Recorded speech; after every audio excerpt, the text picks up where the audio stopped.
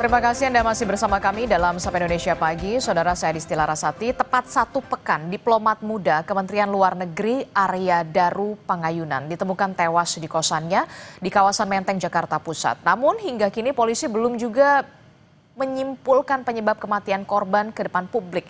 Dugaan pun kemudian bermunculan, termasuk keterlibatannya sebagai saksi dalam persidangan kasus perdagangan orang atau TPPO. Kami akan membahasnya soal ini bersama dengan sejumlah narasumber yang sudah hadir melalui sambungan daring. Sudah ada Kabar Reskrim Polri 2009 hingga 2011, Komjen Purnawirawan Ito Sumardi, kemudian ada ahli psikologi forensik Ibu Reni Kusumo Wardani, kemudian ada Guru Besar Hukum Internasional Universitas Indonesia, Profesor Hikmahanto Juwana. Selamat pagi Bapak-Bapak dan juga selamat pagi Ibu Reni dengan Adisti di studio. Selamat pagi Mbak Adisti. Ya, kita membahas soal bagaimana bisa mengungkap misteri tewasnya diplomat muda Kementerian Luar Negeri Arya Daru yang dari pekan kemarin ini sudah banyak sekali spekulasi liar yang bermunculan begitu ya, spekulasi mulai dari apakah ini pembunuhan, apakah ini bunuh diri, apakah ini begini, kasihan juga keluarga korban gitu ya ketika melihat spekulasi yang begitu liar di media sosial yang menjadi perbincangan. Tapi yang kemudian harus dipastikan dulu, Pak Ito Sumardi, saya akan bertanya dulu Pak Ito ya selaku Kabar Reskrim Polri 2009 hingga 2011. Ini kan katanya pekan ini akan diungkap, dirilis soal penyebab kematian korban begitu ya. Kita tahu CCTV sudah mengarah semuanya ke kamar korban, kemudian ada beberapa penjaga kos yang kemudian bolak-balik sampai kemudian keesokan harinya tidak ada pintu yang kemudian dirusak dan segala macam. Apa sebenarnya yang menjadi kesulitan utama penyidik untuk bisa mengetahui penyebab kematian dari Arya Daru ini sebenarnya, Pak Ito? Ya baik Mbak, sebelumnya almarhum ini kebetulan adalah pernah menjadi lokal staf di Kedutaan Besar Myanmar. Saya di sana kebetulan 5 tahun ya menjadi duta besar, jadi sangat tahu pribadi yang bersangkutan. Kemudian dengan tidak mencampuri proses penyidikan oleh Polda Metro, saya kira ada beberapa hal yang menjadi kunci di sini yang perlu didalami dan mungkin sudah dilaksanakan oleh teman-teman. Yang pertama adalah hasil otopsi ya, karena hasil otopsi ini menentukan penyebab matinya korban ataupun waktu ya, waktu korban itu meninggal, perkiraan. Kemudian dari analisa CCTV, saya melihat beberapa kali ada beberapa kejanggalan menurut saya ya. Yang pertama adalah saat almarhum Arya masuk kamar setelah membuang sampah, posisi CCTV dalam keadaan blind spot, sehingga kita tidak bisa melihat apakah ada orang sudah masuk atau tidak ya. Kemudian yang kedua adalah setelah almarhum di dalam posisi CCTV baru yang bisa melihat lorong sepenuhnya, pada saat itu kan penjaga kos mengatakan dihubungi oleh istrinya. Kejanggalan dari saya kenapa dia nggak ketuk pintunya gitu, karena istrinya kan ingin untuk menanyakan ya kenapa tidak dijawab ya. Kemudian yang kedua pada saat bersama dengan pemilik kos itu masuk ingin membuka pintu dengan secara paksa, itu apakah dia menggunakan mengetuk dulu pintu atau menggedor pintu ya sehingga meyakinkan bahwa di dalam itu tidak ada jawaban. Nah, ini kan langsung membuka dengan membuka jendela. Kalau pengalaman saya, mohon maaf mungkin ya ini spekulasi saya berdasarkan pengalaman. Saya juga pernah mengalami satu kasus serupa di hotel ya. Di mana kunci di dalam dan korban di dalam tidak ada siapa-siapa. Karena kalau sistem kunci yang elektronik itu sangat mudah. Kalau misalnya di dalam posisi ditutup ya, di dalam dikunci kemudian kita tutup, maka akibatnya adalah pintu itu terkunci dari dalam. Kan ini pintunya pakai elektronik ya. Nah sehingga hal-hal ini yang mungkin menurut saya perlu didalami adalah alibi ya. Kemudian latar belakang dari penjaga kos itu siapa ya. Kemudian juga digital forensik yang menyangkut masalah HP ya, HP. Jadi kapan istrinya menelpon, kemudian mengapa yang bersangkutan atau penjaga ini hanya melongok saja tidak mengetuk ya. Kemudian antara istrinya menelpon dengan perkiraan waktu kematian dari korban itu kira-kira jam berapa gitu. Jadi ada hal-hal yang mungkin perlu Didalami. dilakukan pendalaman ya. Demikian, Mbak. Harus ada yang perlu didalami lagi dengan tadi Anda sebutkan salah satunya soal kejanggalan CCTV, soal blind spot juga yang tadi Ya, Anda sebutkan, kemudian soal latar belakang juga termasuk soal mengapa kemudian itu juga menjadi pertanyaan saya ketika seorang istri menghubungi penjaga kos untuk memastikan suami saya ada di dalam kamar atau tidak, kenapa tidak diketuk, itu yang kemudian juga menjadi ya, pertanyaan saya sebenarnya, sesimpel itu ya. sebenarnya Pak Ito. Tapi yang kemudian menarik adalah Anda sempat mengatakan Anda cukup mengenal almarhum Arya Daru karena sempat bertugas sama-sama menangani kasus Myanmar. Nah, ini yang kemudian menjadi latar belakang juga, jadi banyak juga spekulasi-spekulasi yang bermunculan. Termasuk juga perlu, saya juga yakin penyidik juga tengah mendalami soal bagaimana laptop, apakah ada dokumen rahasia yang saat ini dipegang oleh almarhum atau yang bersangkutan begitu. Apakah ini juga terus didalami dari penyelidikan atau penyelidikan ini? Ya, pasti Mbak, kan penyidik nih pasti akan mendalami dari berbagai aspek ya, termasuk daripada tugas yang bersangkutan. Yang bersangkutan itu pada saat kami di Myanmar, itu baru mendapatkan promosi untuk mengikuti pendidikan untuk diplomat ya. Tadinya adalah sebagai lokal staf biasa. Kemudian yang kedua, saya pun pernah menangani ya beberapa kali kasus TPPO ya, TPPO. Nah, saya kira mungkin kalau terlalu jauh kalau kita mengatakan ada ancaman, tapi ini tidak menutup kemungkinan juga. Oke. Kalau memang kita terlibat langsung misalnya dalam penyelidikan ya bersama-sama dengan kepolisian kan ada untuk TPPO-nya. Kemudian juga mungkin kalau menyangkut jaringan kita nggak tahu ya. Tapi bagi saya kita sekarang harus mendalami di sekitar TKP saja. Jadi satu tadi posisi CCTV. Kemudian yang kedua alasan kenapa orang ini yang dititipkan oleh istrinya untuk ditanyakan kenapa tidak mengetuk pintu ya. Kemudian blind spot ya. Kalau memang betul blind spot itu kalau logika saya kalau memang ada orang ingin melakukan kejahatan dia bisa masuk dulu pada saat Daru ini almarhum membuang sampah misalnya kan. Kalau sudah di dalam misalnya ini terjadi sesuatu pembunuhan bisa saja dia keluar menutup pintu dan otomatis terkunci di dalam. Tapi ada kemungkinan lain yang tadi disampaikan tidak menutup kemungkinan lain.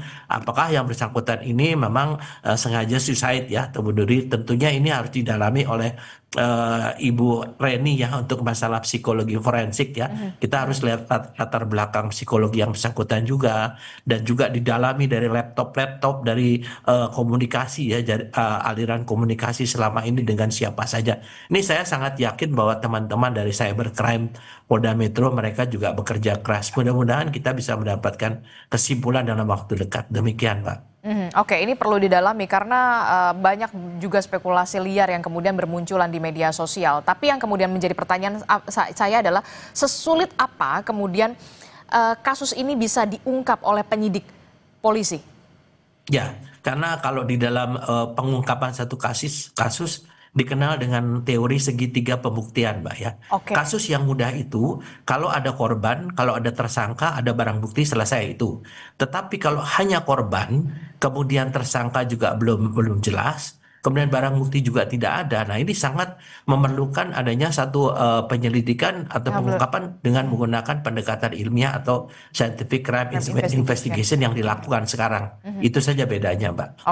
Oke, saya ke Bu Reni. Bu Reni, kalau melihat dari sisi psikologi forensik begitu ya, sebelum akhirnya ditemukan tewas keesokan paginya, kemudian sang istri merasa kok rasa-rasanya tidak seperti biasanya sampai seorang istri ini bisa dikatakan menelpon 3 kali sesuai dengan ungkapan dari polisi begitu, menelpon 3 kali kepada penjaga kos untuk memastikan sang suami berada di dalam kamarnya dalam keadaan aman begitu. Tapi kemudian yang jadi pertanyaan adalah mengapa penjaga kos hanya mondar-mandir begitu ya, tidak mengetuk untuk memastikan. Ini yang kemudian harus didalami lagi soal ini.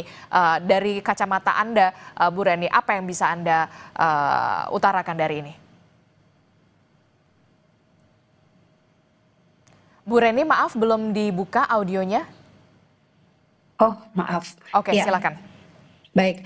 Tentunya kita tidak bisa terbatas pada fakta-fakta yang ada di luaran, demikian. Jadi ini bisa mengakibatkan kita terjebak pada jumping to conclusion ya. Oke. Dalam perspektif psikologi forensik, sekalipun misalnya dipastikan bahwa ini adalah bunuh diri atau ini adalah pembunuhan, tentu perlu dilihat latar belakang atau motivasi seseorang, hingga kalau dia bunuh diri, kenapa kok dia melakukan bunuh diri? Kalau ini pembunuhan, kenapa kok dia sampai melakukan tindakan atau dibunuh begitu ya. Dan kemudian di sini perlu dilakukan penyelidikan lebih lanjut untuk menentukan psychological cause of death dan psychological manner of death-nya, untuk memahami aspek psikologis yang terkait dengan kematian korban.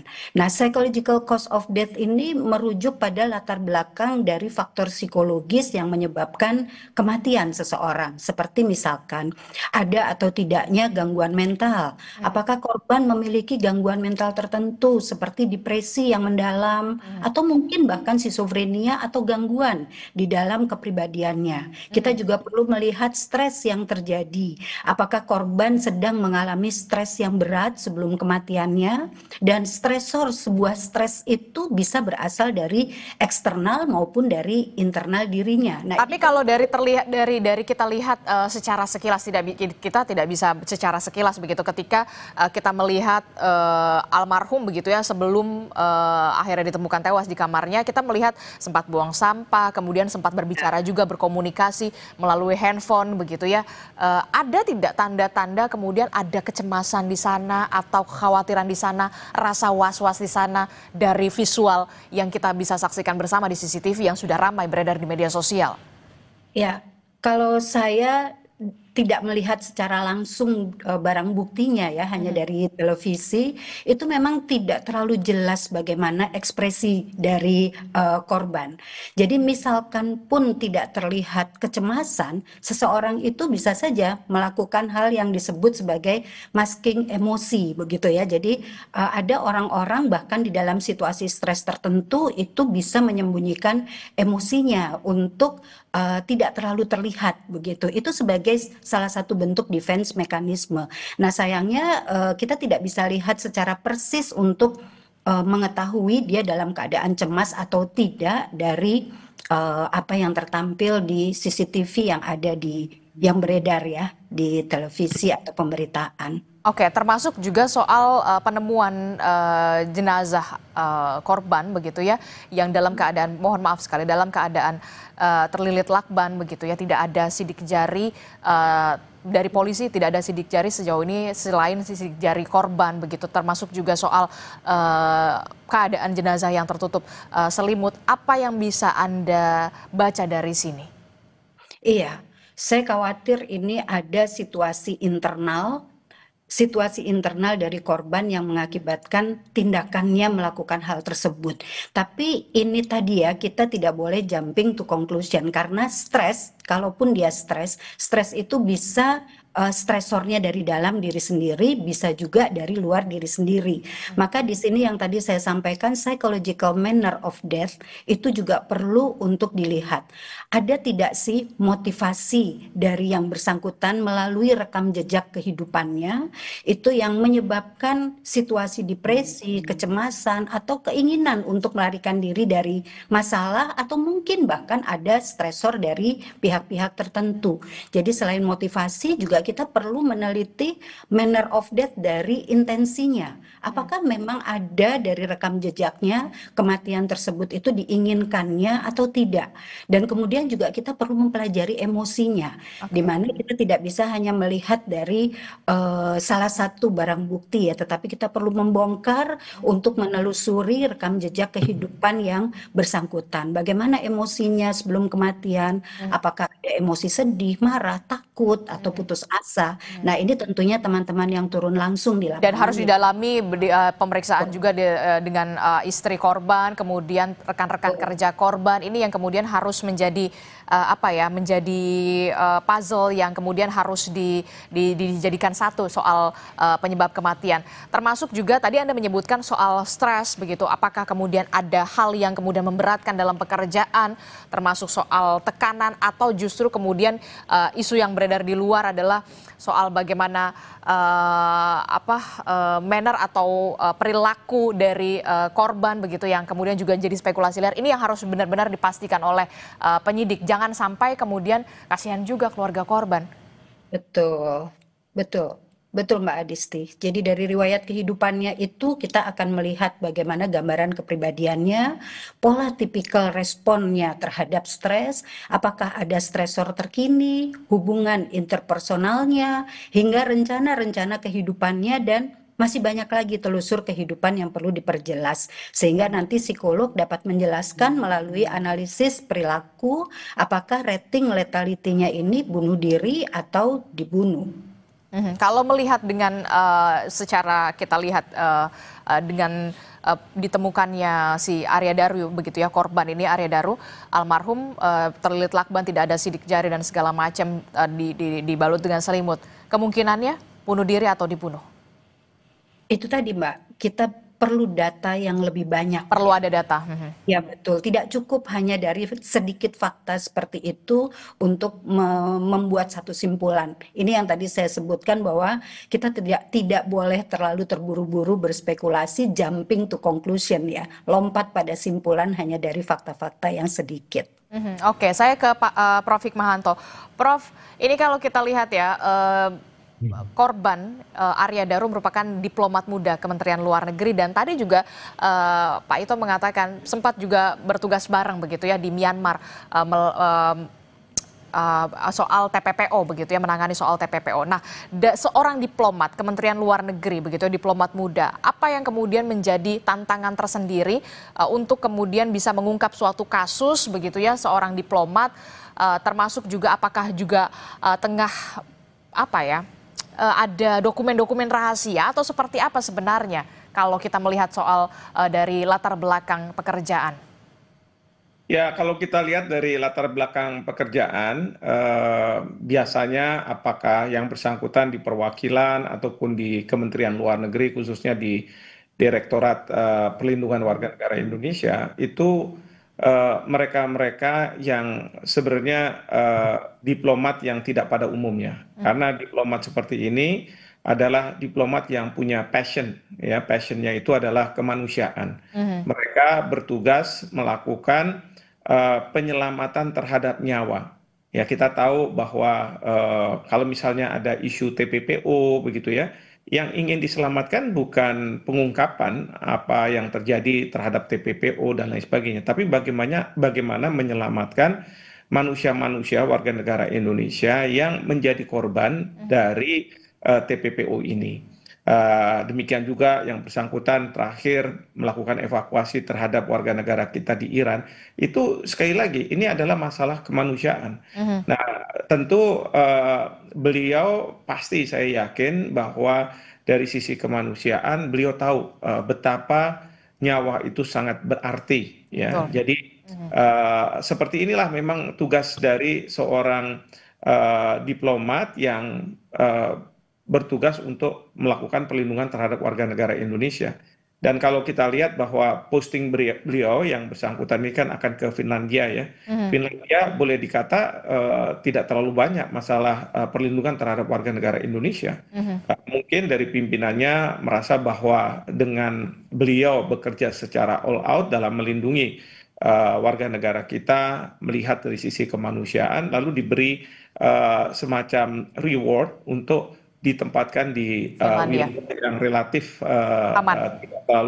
tidak terlalu banyak memikirkan mengenai masalah keselamatan manusia seperti itu. Oke, rencananya almarhum juga akan ditugaskan ke Finlandia setelah sebelumnya sempat ditugaskan juga soal perlindungan warga negara kita di Iran, termasuk juga di Myanmar. Ini yang kemudian menjadi sorotan tajam begitu ya dari berbagai pihak, pernah menangani kasus TPPO di Myanmar. Ini kemudian juga ada dikait-kaitkan jadinya, Prof. Hikmahanto. Nah, ada tidak tantangan terbesar yang harus dihadapi seorang diplomat ketika kemudian tengah menyelamatkan, dalam tanda kutip tadi Anda katakan, melindungi warga negara Indonesia kita, soal di Myanmar salah satunya, bahkan beliau almarhum menjadi saksi kala itu? Ya, kalau tantangan, tentu tantangan di negara di mana warga negara kita menjadi korban ya, tidak di Indonesia tentunya. Jadi tantangan di sanalah yang menjadi apa namanya hal yang harus diatasi. Bagaimana menyelamatkan warga negara kita di luar negeri, ya mungkin juga tidak kondusif penyelamatannya, eh, berlika-liku, ya bahkan juga harus mungkin berhubungan dengan warga setempat dan lain sebagainya. Jadi segala sesuatu itu terjadinya di luar negeri. Nah, kalau misalnya tadi dikatakan bersaksi, ya tentu seorang saksi itu kan adalah yang melihat langsung, mendengar, mungkin begitu. Jadi dipanggil untuk memberikan kesaksiannya gitu ya. Saya tidak tahu apakah itu nantinya akan berdampak pada keselamatan yang bersangkutan. Bisa saja sih, memang saksi ini dipanggil di Indonesia untuk menyampaikan apa yang dia lihat, dia dengar, ya sendiri begitu.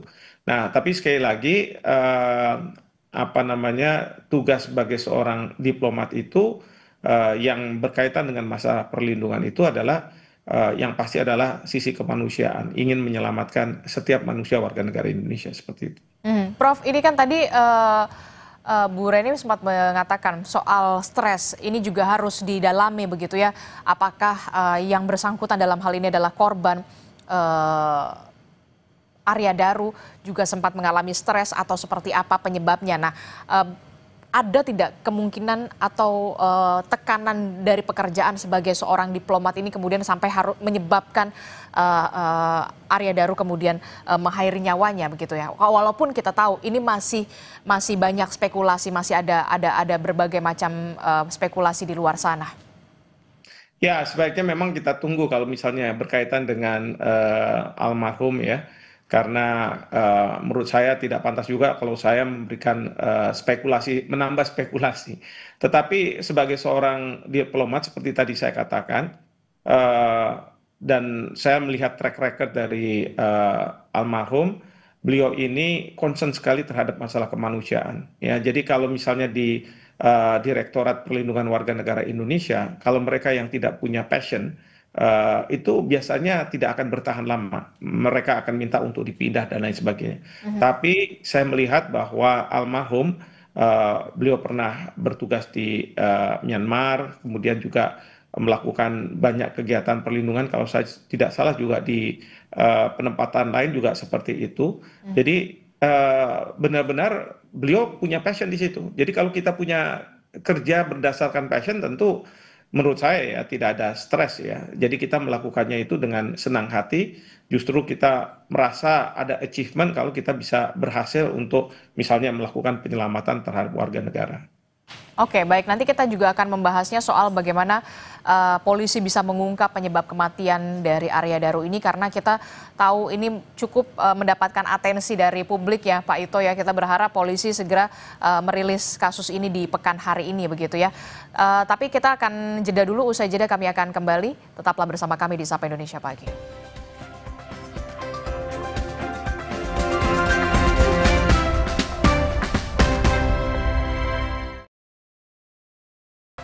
Terima kasih Anda masih bersama kami dalam Sapa Indonesia Pagi. Saudara, kita masih membahas soal bagaimana mengungkap misteri kematian dari diplomat muda Kementerian Luar Negeri Arya Daru yang ditemukan tewas di kamar indekosnya.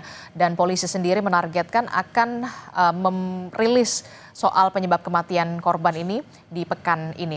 Kita masih membahasnya bersama dengan Pak Ito Sumardi, kemudian ada Prof. Hikmahanto Juwana, kemudian juga ada Bu Reni. Saya ke Pak Ito. Pak Ito, ini harus didalami oleh penyidik begitu ya, karena banyak sekali isu liar yang kemudian harus dibuktikan tentu saja soal bagaimana soal ada tidaknya soal kasus pembunuhan atau bunuh diri atau bahkan soal penyimpangan. Ini yang kemudian sebenarnya saya tidak mau terlalu mendalami soal itu karena menghargai perasaan dari keluarga korban pastinya Pak Ito. Tapi yang kemudian harus diselidiki adalah dokumen apa yang kemudian tengah dipegang oleh Arya Daru, termasuk soal laptop yang saat ini juga sudah diselidiki oleh penyidik, termasuk juga komunikasi terakhir bersama sang istri. Inilah yang kemudian harus sebenarnya digali dan diungkap. Ya, baik Mbak. Pertama, mungkin perlu saya luruskan bahwa almarhum adalah local staff dulu di KBRI Myanmar Local staff. dan mendapatkan promosi untuk sekolah diplomat dan kalau tidak salah menjadi saksi di kasus di Jepang ya, TPPO di Jepang. Nah, kalau pertanyaan tadi kita melihat dari dua perspektif ya. Yang satu perspektif kalau memang betul adanya ancaman, ini pasti sudah menjadi masukan bagi para penyidik ya dengan mematikan GPS, kemudian juga emailnya ditutup dan lain sebagainya. Nah, ini tentunya perlu didalami kapan, kemudian apakah ini sangat dekat dengan waktu kejadian pembunuhan, dan ini juga perlu nanti didalami kepada istri yang bersangkutan ya. Nah, dan kalau untuk masalah perspektif psikologinya, ini tentunya Ibu Reni yang lebih tepat untuk menjelaskan. Tapi kalau dari perspektif ancaman terhadap yang bersangkutan, saya bisa-bisa saja ya, bisa-bisa saja. Oleh karena itu, di sini sangat penting untuk menelusuri jejak pembicaraan ya, jejak digital pembicaraan yang bersangkutan, baik melalui handphone ataupun melalui email ya, ataupun fasilitas lain yang bisa berkomunikasi dengan yang bersangkutan. Ini sangat penting ya. Mungkin kita ambil beberapa waktu yang agak jauh, 1 bulan atau bagaimana, dan kepada teman-teman almarhum juga tentunya perlu ada satu keterangan ya, permintaan keterangan bagaimana pribadi almarhum menjelang terjadinya kasus tersebut. Nah, ini kalau dari perspektif untuk pengungkapan kasus dari kepolisian demikian, Pak. Oke. Kalau kita melihat dari yang sudah beredar di media sosial, dari mulai CCTV, kemudian penemuan jenazah begitu, ini mengarah ke pembunuhan kah? Kalau mengarah pembunuhan kah ini cukup rapih begitu ya, cukup bersih, cukup clear, atau kemudian bunuh diri? Ya, berbagai isu yang muncul di publik itu menurut saya oleh penyidik itu juga dijadikan petunjuk, Pak. Karena kan kita lebih wide ya, lebih luas, komprehensif melihatnya.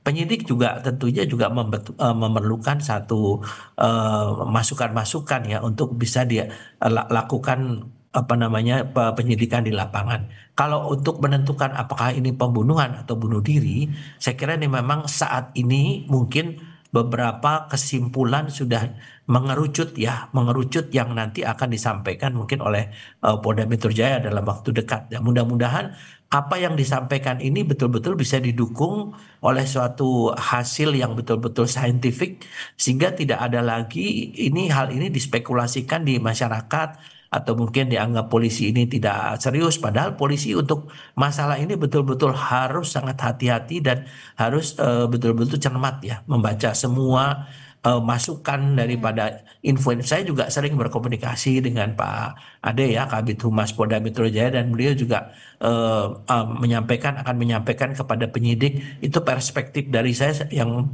mungkin kebetulan saya punya pengalaman selama cukup lama di penyidikan dan pernah menangani kasus serupa di dua tempat saya bertugas, dan alhamdulillah kita bisa mengungkap apa yang terjadi, kemudian pelakunya juga bisa ditangkap, dan juga ada satu kasus yang memang kasus bunuh diri ya. Saya kira mungkin pengalaman saya ini bisa disampaikan kepada adik-adik yang sedang bertugas, dan mudah-mudahan mereka pun juga akan menindaklanjuti ya dengan berbagai uji coba di lapangan ya, uji coba baik dalam segi forensik ataupun dalam interview dan lain sebagainya. Demikian, Pak. Oke, saya ke Bu Reni. Bu Reni, ini yang kemudian harus benar-benar didalami begitu ya, komunikasi atau jejak digital yang dilakukan Arya Daru bersama istrinya, sampai seorang istri merasa khawatir sampai 3 kali menelpon penjaga kos begitu ya, untuk bisa memastikan sang suami ini dalam keadaan tidak apa-apa di dalam kamar indekosnya.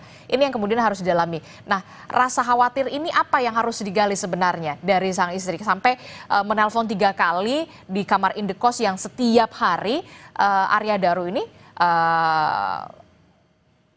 tidur begitu ya, berkegiatan begitu. Ini agak sedikit janggal kalau menurut saya. Iya, janggal atau tidak itu kan tentunya kita perlu mendalami ya. Di sini misalkan apakah biasanya komunikasi itu seperti apa? Jadi apakah memang biasa berkomunikasi dengan bolak-balik di telepon, tidak mengangkat sehingga mengakibatkan kekhawatiran, atau ini sesuatu yang tidak biasa begitu? Nah, kalau kita melihat di dalam pembicaraan, ini tampaknya memang ada kekhawatiran dari keluarga, khususnya di sini istrinya ya yang terus-menerus menelpon dan meminta dari penjaga kontrakan itu untuk melihat ke kamar korban ya. Di sini memang terlihat adanya kekhawatiran. Maka di sini perlu didalami. Kenapa kok bisa khawatir? Sebegitunya.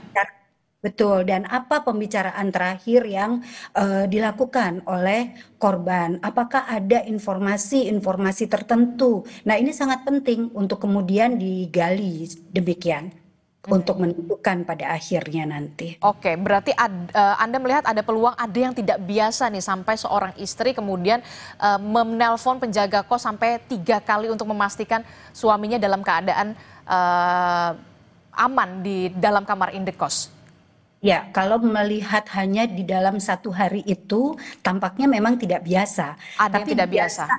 Tapi biasa atau tidak itu kan ukurannya subjektif ya di Oke. sini. Jadi apakah memang biasa seperti itu begitu atau ini baru pertama kali? Kalau itu baru pertama kali berarti ini adalah sesuatu yang tidak biasa komunikasi yang dilakukan antara keluarga dengan korban pada malam hari itu. Oke, soal itu juga banyak juga spekulasi yang kemudian bermunculan di luar sana begitu ya, soal ini dibunuh atau kemudian bunuh diri atau kemudian ada penyimpangan lainnya. Ini juga masuk dalam hal yang harus didalami juga dari psikologi forensik menurut Anda, Bu Reni? Betul, karena tadi ya manner of death, Manner of death.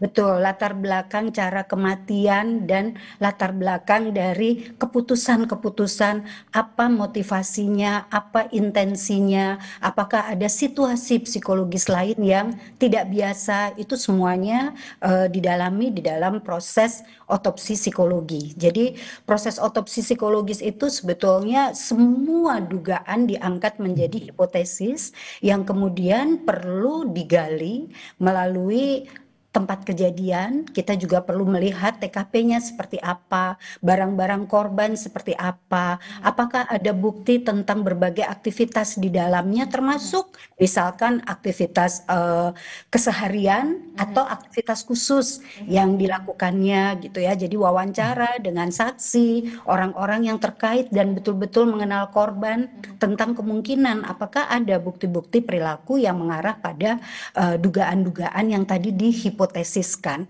Jadi setelah itu pun data-data terkumpul masih akan ada pembuktian melalui analisis ilmiah, analisis konseptual terhadap telusur rekam jejak hidup dan berbagai barang-barang miliknya tadi termasuk jejak digital yang ditinggalkannya.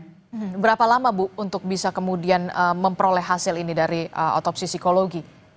Ya, sebetulnya kami sebagai psikolog itu tentunya inginnya semuanya bisa cepat. Betul. Namun kadang di lapangan itu hambatannya misalnya keluarga belum bisa secara lepas Terbuka. menyampaikan, ya betul, belum tentu bukan hanya terbuka, tetapi mungkin masih di dalam kedukaan yang mendalam sehingga kita perlu hati-hati pelan-pelan. Nah, ini juga mempengaruhi bagaimana waktu kami melakukan otopsi psikologis ini bisa cepat atau bisa lebih lambat seperti itu. Tapi kalau inginnya tentunya ingin cepat. Nah, ada satu satu moto di dalam pekerjaan kami melakukan otopsi psikologis itu sebetulnya kita bukan bekerja cepat, tetapi kita bekerja tepat seperti itu. Bukan bekerja cepat tapi kemudian bekerja tepat begitu ya. Tepat. Iya. Ini menjadi tantangan, kemudian tidak hanya soal keterbukaan dari pihak keluarga, tapi juga suasana duka yang sampai saat ini masih dirasakan pastinya oleh keluarga. Inilah yang kemudian menjadi tantangan tersendiri untuk otopsi psikologi di sana ya, Bu Reni ya. Oke, saya ke Prof. Hikmahanto. Prof. Hikmahanto, apa sih sebenarnya bahaya yang kemudian ada di depan mata untuk bisa sampai mengancam keselamatan seorang diplomat? Ya, yang pasti gini, seorang diplomat itu kan bukan human rights defender ya. Human Betul. rights defender itu biasanya sering berhadapan dengan pemerintah, bahkan juga berhadapan dengan berbagai pihak begitu ya. Tentu dia punya kerentanan. Tapi kalau sebagai seorang diplomat, sebenarnya tidak ada tanda kutip ya ancaman-ancaman dari negara lain, terutama karena ya mereka memegang paspor diplomatik, lalu kemudian mereka juga tidak bersentuhan dengan pihak-pihak yang dianggap sebagai punya potensi untuk mengancam jiwa mereka.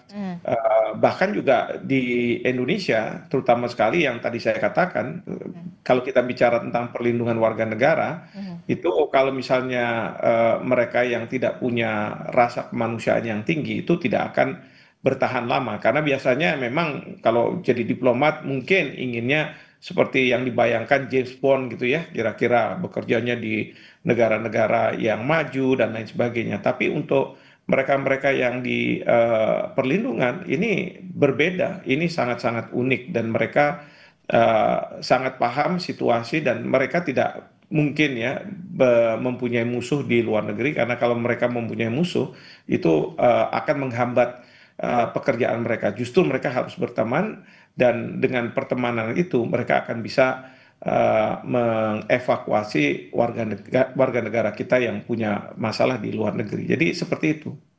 Oke, saya ke Pak Ito. Pak Ito terakhir, Pak Ito, apa yang harus dicermati dari para penyidik untuk bisa menangani atau mengungkap kasus ini seperti Bu Reni dan kawan-kawan begitu soal otopsi psikologi, tidak hanya soal kecepatan tapi juga soal ketepatan. Ya, baik Mbak, karena saat ini kan yang dilakukan adalah penyidikan secara saintifik ya, sehingga di sini yang saya dengar teman-teman itu sudah menggunakan ahli-ahli forensik termasuk psikologi forensik dan tentunya dalam proses pengungkapannya bekerja secara simultan.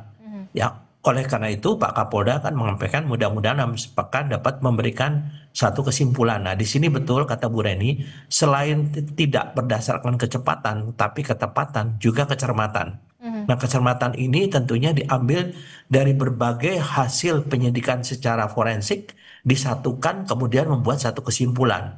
Sehingga saya setuju dengan Pak Yuda tadi, kebetulan teman saya Pak Direktur Perlindungan Warga Negara, kita jangan berspekulasi dulu. Betul. Namun kalaupun ada hal-hal yang disampaikan dengan kecurigaan-kecurigaan, tentunya kita harapkan bahwa teman-teman penyidik dapat juga menjadi satu petunjuk sehingga lebih lengkap daripada yang tadi disampaikan oleh Mbak, misalnya kenapa yang bersangkutan tidak mengetuk pintu.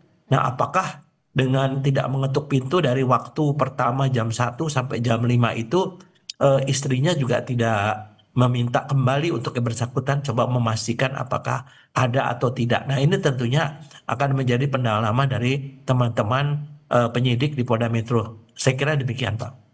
Oke, kita akan tunggu bagaimana hasil dari penyelidikan kasus ini soal penyebab kematian dari diplomat Kementerian Luar Negeri. Ada yang ingin ditambahkan singkat saja, Bu Reni, soal ini?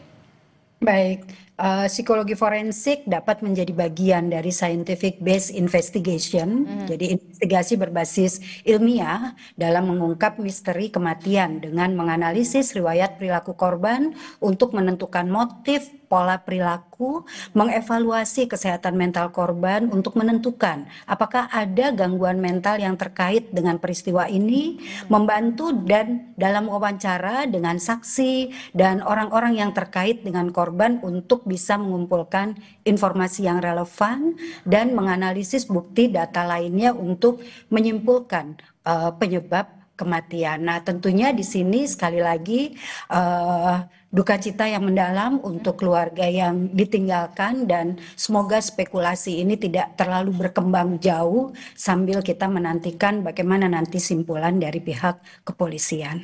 Oke, Prof. Hikmahanto, singkat saja.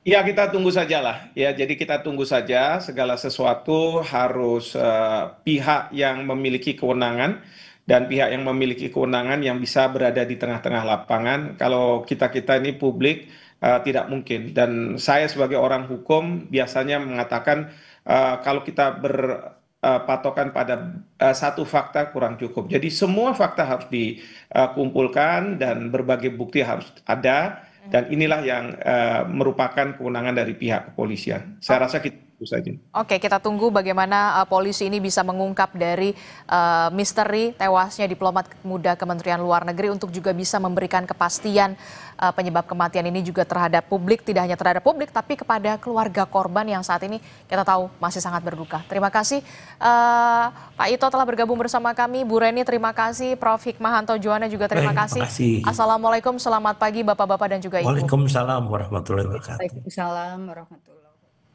Saudara, penyidik Kejaksaan Agung akan kembali